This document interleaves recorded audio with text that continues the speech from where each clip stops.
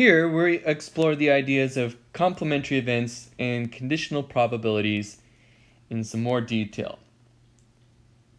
As we've seen previously, the probability of A bar, right, that's the probability of an event not occurring.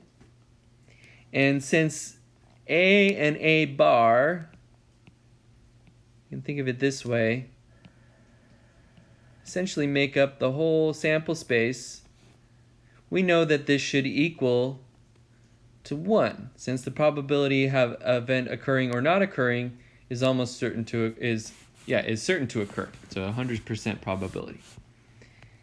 And so we know therefore that the probability of A plus the probability of A not occurring must equal to 1.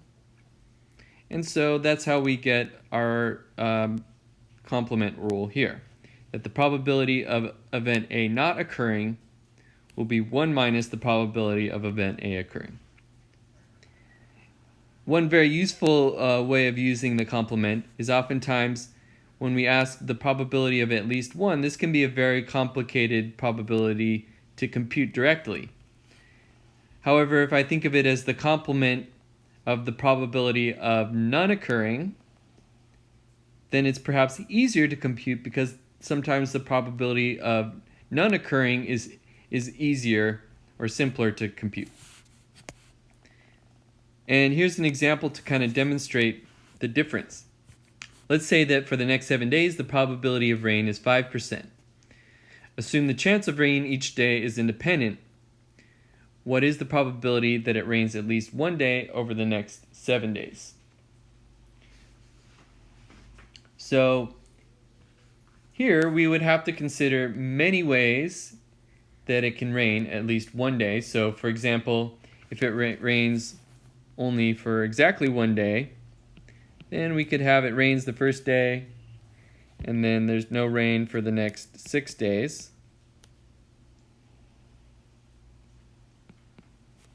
Or we could have it doesn't rain the first day, but then it rains the second day and then there's no rain for the next 5 days. Okay, and so on. So you'd see that there would be 7 different ways for that to occur. Or we could have it rains 2 days. So say it rains the first 2 days and then it doesn't rain the next 5 days. Or it rains the first day, not the second day, but it rains the third day.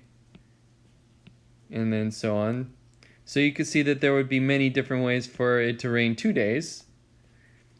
And we can continue listing out all the different ways this could occur.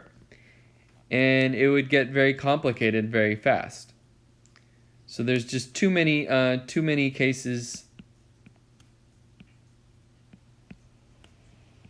to consider. And it makes it really just a very complicated problem to think of it this way.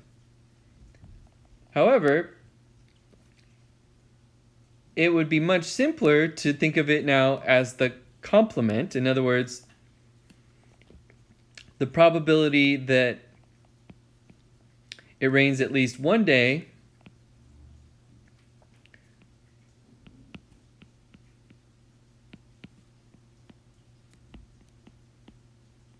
would equal to it's the complement of the probability. So 1 minus the probability that it rains none of the days.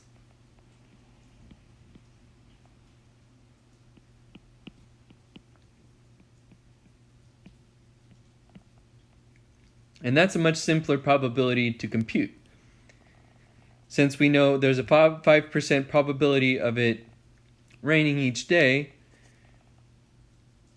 then there's going to be a 95% probability that it doesn't rain each day. So you'd have 0.95 probability that it's not going to rain each day.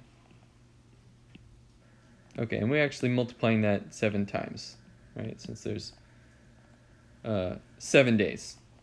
So we can compute it 1 minus 0.95 to the power of 7, which will be roughly 0.3017.